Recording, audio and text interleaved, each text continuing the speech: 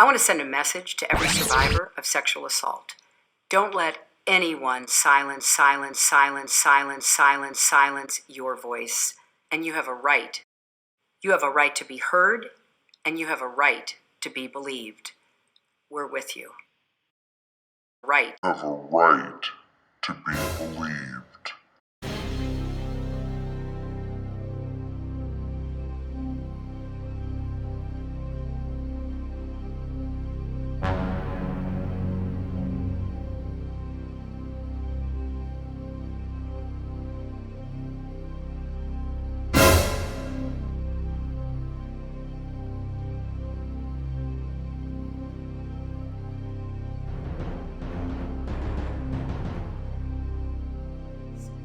You have a right to be heard, and you have a right to be believed.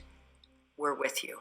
It was 1978, and it was determined that I had endured sufficient trauma to carry out my first trial run operation.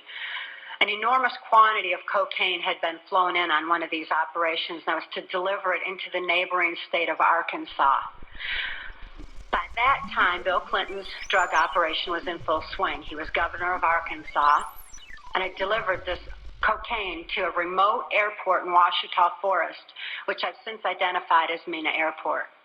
States that they saw police beating the boys, which could mean that the teens had some involvement in a drug smuggling operation surrounding Bill Clinton. Autopsies reveal that Kevin died from a crushed skull before he was ever placed on the tracks, and Donald, he was stabbed in the back. Kevin and Donald are both connected to the death of John Hillier. The NBC cameraman was working on several cases that could easily expose the Clintons, and he was also involved in exposing the Arkansas drug smuggling operation. I delivered it to Bill Clinton, and he cut out 2 lines of the coke, and he did inhale. My sexual experience with Bill Clinton was extremely limited, in spite of the fact that I was a sex slave. It was my experience that Bill Clinton is bisexual, leaning far more towards a homosexual end. All I've ever seen him involved in was the homosexual activity, with very limited experience with him myself.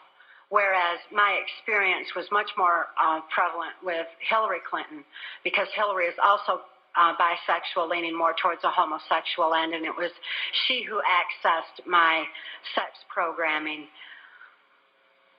to fulfill her perversions. People have all kinds of belief systems, and I'm sure each and every one of you has various and different belief systems as well. Regardless of what your belief system is, it is imperative that you know that these criminals are people. They are within our realm to affect. They need to be held accountable for their actions and their crimes against humanity.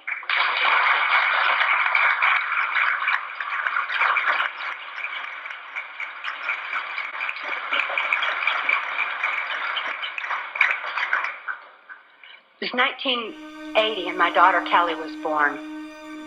She was born directly into the MK Ultra Mind Control Project on a much higher level, a more sophisticated technological level than I was subjected to. In addition to trauma, she was subjected to harmonic mind control programming on NASA installations literally since birth, before her brain even had a chance to form. Being within the country music industry, we had a second handler. His name was Alex Houston. Alex Houston is a ventriloquist, stage hypnotist in the country music industry. Above all, he carries out criminal covert CIA operations that fund the black budget. And this certainly included bringing in large quantities of cocaine and distributing them through the United States, Canada. Is a ventriloquist. Lampe, Missouri was a place where I heard George Bush and Bill Clinton talking. Where, from the point of view I had, they certainly were friends, and they didn't recognize any party lines between them. That's something for the, a smoke and mirrors illusion for the public. It's not something they adhere to, because they had exactly the same agenda, and that was for bringing in this new world order. I heard George Bush talking at that time. He was talking to to Bill Clinton, and I've since photographically recorded it and wrote it verbatim in our book, that when the American people became disillusioned with Republicans leading them into the New World Order, that Bill Clinton, as a Democrat, was going to be put into the office of president. This was decided in 1984. Actually, I'd heard about it even prior to that. But that, as of 1984, they were already discussing it as an absolute fact.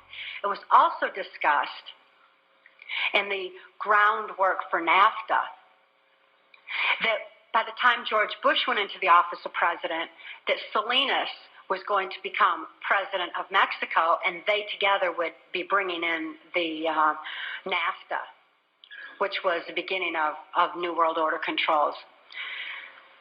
I was forced to participate in the criminal groundwork for NAFTA, the opening of the Juarez-Mexican border to the free trade of drugs, free trade of our nation's children. It's absolutely appalling, the criminal roots of NAFTA. Again, this is detailed in the book. But it's interesting to know, it was really something to me to find out people didn't know about this stuff. I mean, it was so obvious to me. I didn't realize that people were unaware and had bought into some kind of smoke and mirrors illusions of what was going on and never thought to look behind the scenes to what was really going on. But I understand good people don't think that way. They don't have criminal minds. They don't think to look for that kind of criminal activity. Just like these guys are limited in their thinking by immorality, good people are kind of blinded from that kind of criminal activity until their eyes are open to truth.